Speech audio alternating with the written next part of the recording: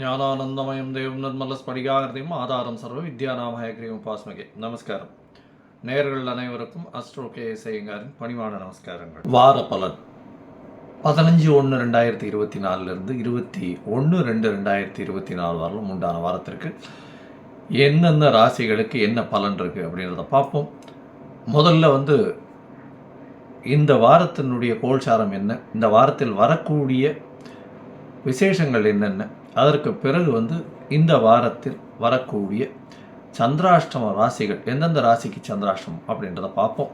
முதல்ல இந்த வாரத்தினுடைய கோல்சாரம் அப்படின்னு பார்த்தோமே, ஏன்னா 15ஆம் தேதி அன்னைக்கு தை மாதம் பிறக்கிறது, உத்தராயண புண்ணியகாலம், பொங்கல் பண்டிகை. அதாவது இந்தியா மொத்தம் இது உழவர்களுடைய இதுவாக பண்ணக்கூடியது, அறுவடை நாளாக சொல்லக்கூடியது. அதாவது நார்த் இந்தியாவிலலாம் பைசாகின்னு கொண்டாடுவாங்க, பஞ்சாப்லலாம். தமிழ்நாட்டில் பொங்கல் திருநாளாக கொண்டாடுறோம். சூரியனுக்கு இந்த நம்ம படைத்து அவருக்கு ஒரு நன்றி கூறும் விழாவாக பெருசாக சொல்லக்கூடியது. சூரிய பகவான் தனுசு ராசியிலிருந்து மகர ராசிக்கு போயிடுறார். இது மார்கழி மாதத்திலிருந்து தை மாதத்திற்கு வர்றதாக சொல்கிறது, மகர மாதம் அப்படின்றதுனால.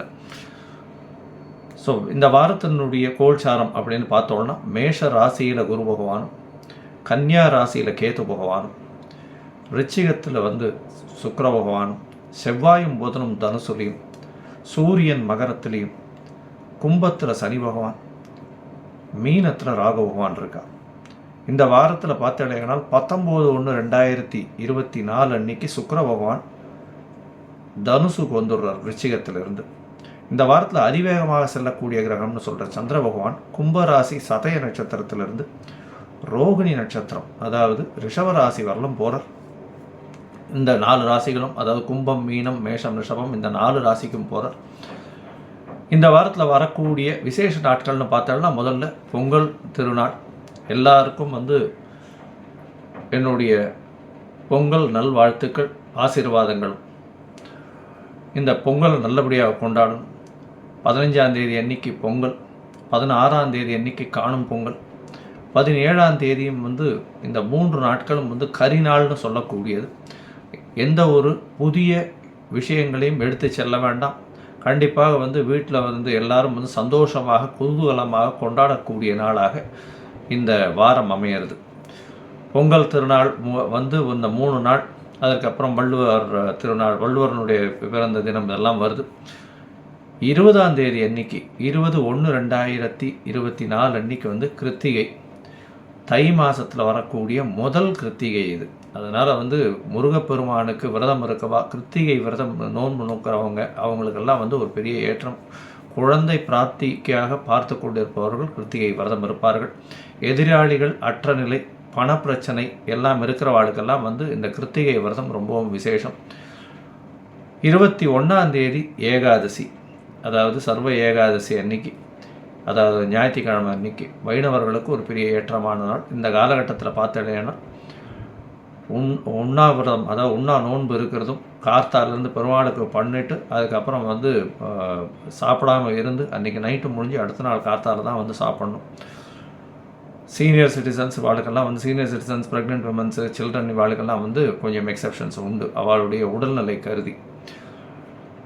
இந்த வாரத்தில் பார்த்தோம்னா எந்தெந்த ராசிக்காரர்களுக்கு சந்திராஷ்டமம் அப்படின்னு பார்த்தோமேனா, சந்திராஷ்டம எந்தெந்த ராசிக்குன்னு பார்க்குறோமேனா, கடக ராசிக்கு சந்திராஷ்டமம், சிம்ம ராசிக்கு, கன்னி ராசிக்கு, துலா ராசிக்கு, இந்த 4 ராசிக்கும் சந்திராஷ்டமம் இந்த வாரத்தில் இருக்குது. சரி, இந்த வாரத்தில் பொங்கல் திருநாள் வருது. பொங்கல் திருநாளில் பெரிய முக்கியமான விஷயம், பொங்கப்பானை எப்போ வைக்கிறது சார், அதுதான் ரொம்ப பெரிய விசேஷமானது. பொதுவாகவே சந்திரஹோரை, குருஹோரை, சுக்கிரஹோரைகளில் வைக்கிறது ரொம்பவும் ஏற்றம். சந்திரஹோரை இந்த 15ஆம் தேதி அன்னைக்கு திங்கக்கிழமையில் பிறக்கிறதுனால முதல் ஹோரை, அதாவது இந்த சூரிய உதயத்தின் முதல் மணி நேரத்தை சந்திரஹோரைன்னு சொல்கிறோம். கார்த்தால 6:30லேருந்து 7:30 மணி வரலும் இருக்குது.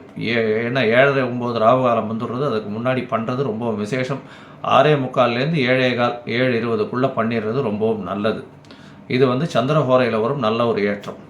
சரி, அது முடியல, அதுக்கு அடுத்தது என்ன பண்ணலாம் அப்படின்னா, அடுத்தது குருஹோரை. குருஹோரை பார்த்தோம்னா 8லிருந்து 9 தான் இருக்குது. ராவுகாலமாக இருந்தாலும் ஹோரைகளுக்கு வந்து ஒரு பெரிய ஏற்றம் உண்டு. அதனால் வந்து ராகு காலத்தை விட ஹோரைகளுக்கு ஏற்றம்ன்றதுனால இந்த காலகட்டத்தில் நிச்சயமாக பண்ணக்கூடலாம் அப்படின்றத சொல்கிறோம்.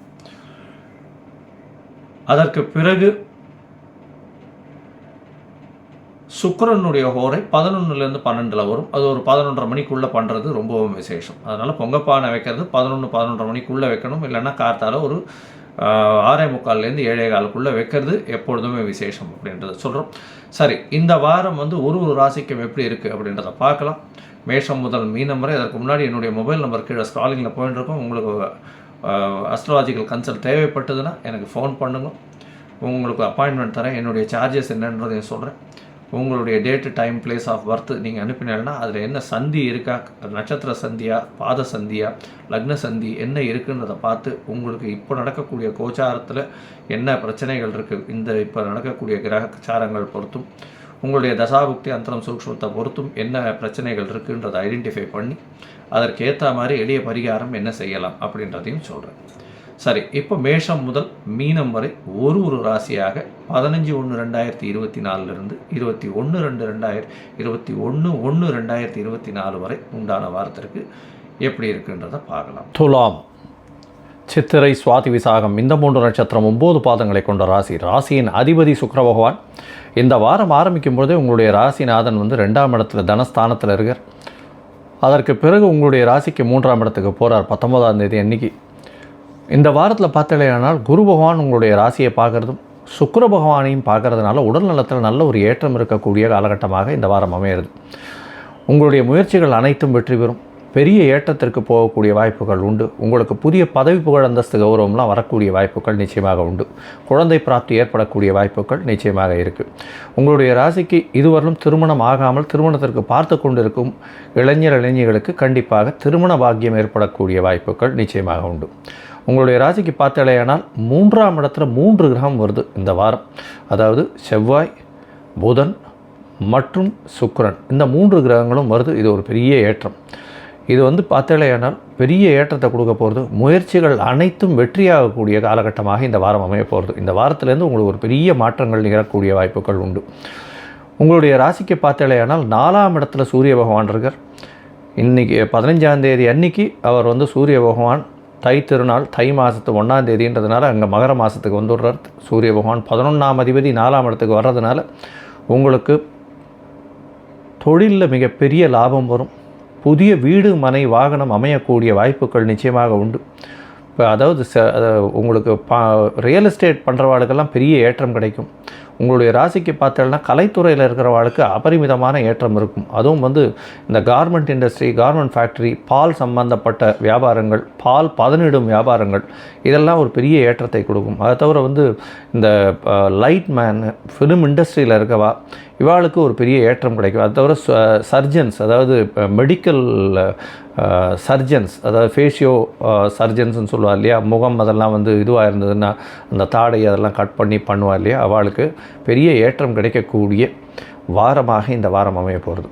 இந்த வாரத்தில் பார்த்தாலேயானால் சந்திர பகவான் உங்களுடைய ராசிக்கு 10ஆம் அதிபதி 5ஆம் இடத்துல ஆரம்பிக்கிறார். அதாவது 11/1/2024 21/1/2024 வரை உண்டான வாரத்தில் சந்திர பகவான் உங்களுடைய ராசிக்கு 5ஆம் இடத்துல சனி பகவானோட 16ஆம் தேதி சாயந்தரம் வரலும் இருக்கார். அதாவது 16ஆம் தேதி கார்த்தால ஒரு 5:30 மணி வரலும் இருக்கார்.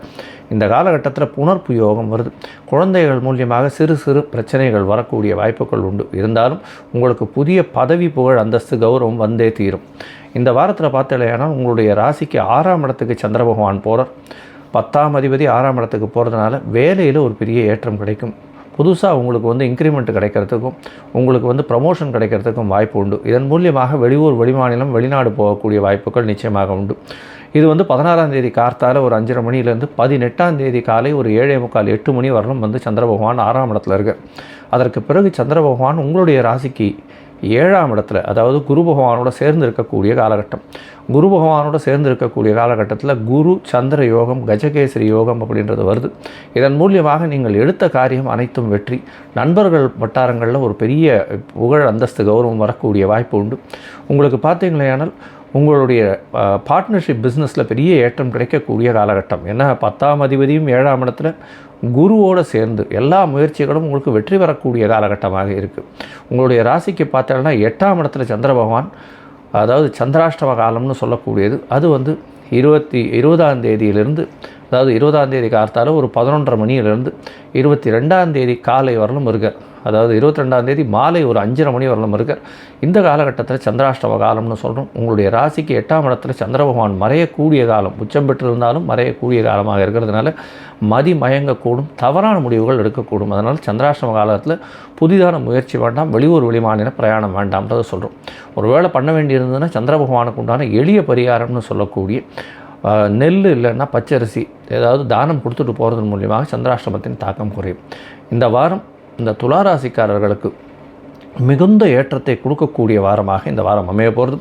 நீங்கள் அருகில் இருக்கக்கூடிய ரங்கநாத பெருமாள் கோயிலுக்கு போய்ட்டு வாங்க. அதாவது மைசூர் பக்கத்தில் ஆதிரங்கன் அப்படின்னு ரங்கநாத பெருமாள் இருக்கார், அவரை போய் சேவிச்சுட்டு வாங்க. இல்லைன்னா உங்களுக்கு அருகாமையில் இருக்கக்கூடிய ரங்கநாத பெருமாள் படுத்து பள்ளி கொண்டு இருக்கக்கூடிய பெருமாளை போய் சேவிச்சுட்டு வாங்க. உங்களுக்கு ஒரு பெரிய ஏற்றமும் மாற்றமும் கண்டிப்பாக வரக்கூடும். லோகா சமஸ்தா சுகினோ பவந்து.